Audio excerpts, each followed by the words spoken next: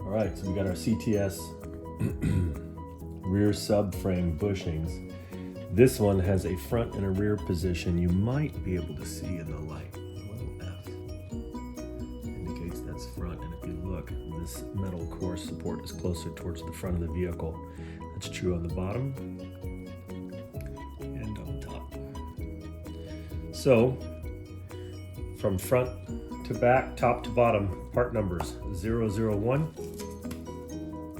002. I tried a second version, 002B.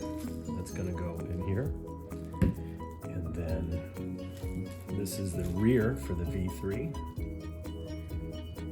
Top and bottom. And that's part number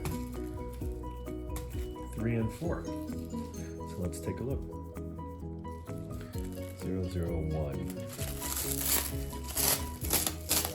Oh, this is going to be a mess. Where do you even find saran wrap this skinny?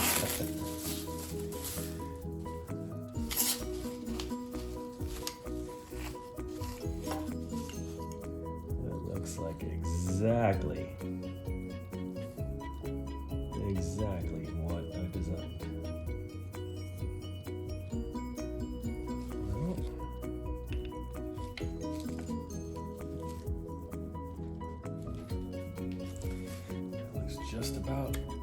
Just about perfect.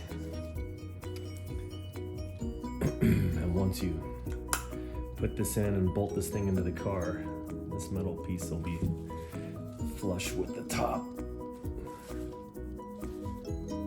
So that's a good start. Now for part number 2, shall we try 2 or 2B? Let's try number 2.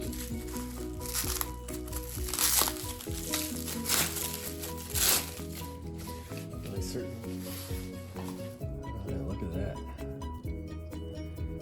It's so funny to see something that you drew up and designed come to life.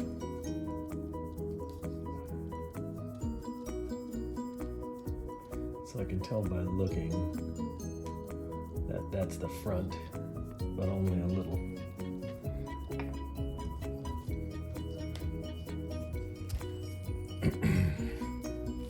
Just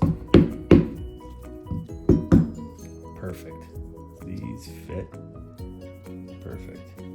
And I didn't put any grease on these, so they went in fairly well and fairly tight as is. It fits around the metal core really well. And then I'm going to simulate what they're like when they're installed in the car by putting this big washer on the bottom. This washer is going to sit right up against that metal when everything's torqued down. And at the top, this metal piece is also going to sit flat against the sheet metal of the unibody. And when I torque it down, it's going to press the insert down, and it's going to compress these little castle points here of rubber. Let's see if we can show you.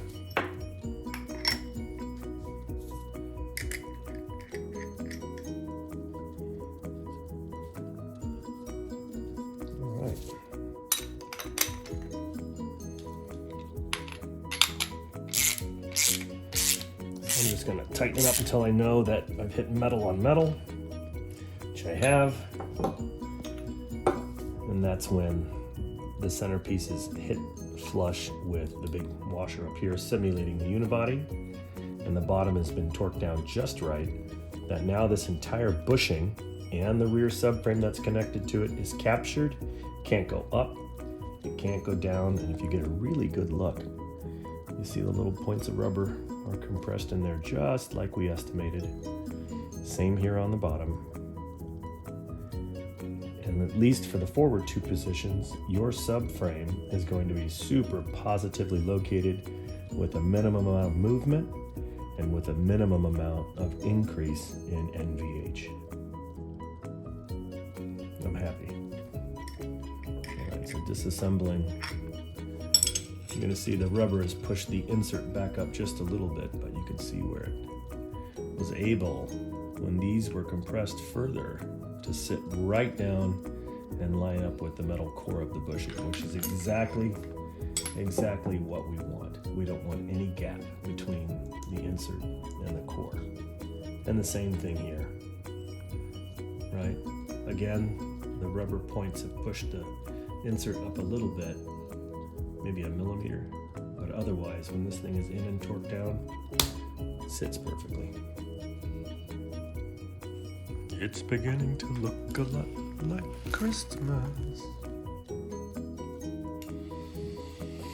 All right, so this is the rear bushing, top up against the unibody and the bottom. So here we have part number 003 and part number 004. Easy to slide against the rubber, otherwise it's really grippy. And normally on the car, you will have this pressing up against the unibody, so that makes the whole thing really easy. So I'm just pushing it in right there, and look at that, right down. I couldn't do this when it was dry. You can look, it lays up perfectly flat. That is excellent and exactly what I wanted to see. Let's go ahead and torque it down just to get an idea of what it's going to look like. All right, so let's get this thing on there nice and snug.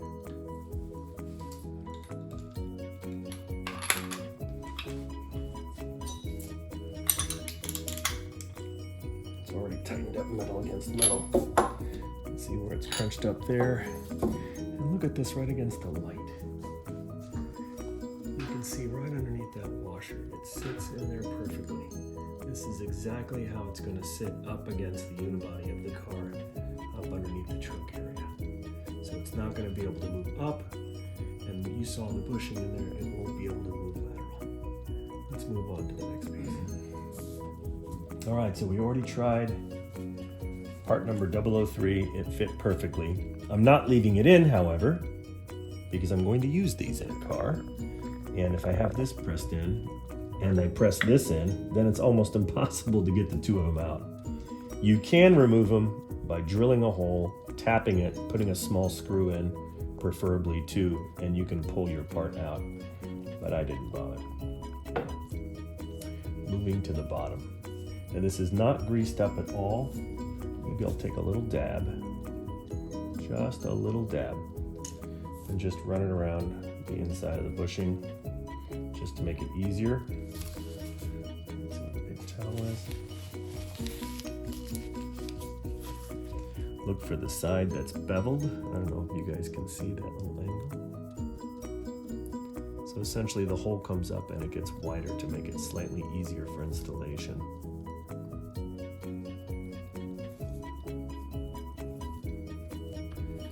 Pretty snug, but exactly perfect. Perfect. Fits right in line, fills the space, and it's going to sit level with the metal. So that when it's bolted down, it doesn't extrude. Our bolt can grasp onto the metal core and secure it nicely. I'm very happy. This is the bushing, or rather the retaining washer for this piece. Goes over like that and it avoids the rubber. Now this will all be upside down in a car, at which point the bolt goes through.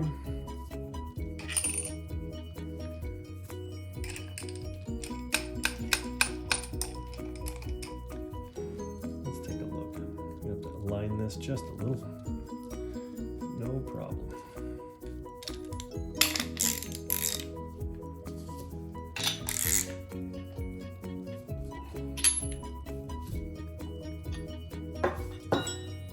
see our retaining washer holds the lower insert in perfectly. 100% contact, flat with the bottom of the insert, flat with the bottom of the core of the bushing. Meanwhile, this piece would normally be mounted at the top, this whole section bolted into the unibody, locking your unibody, your subframe cradle, your rear suspension perfectly together.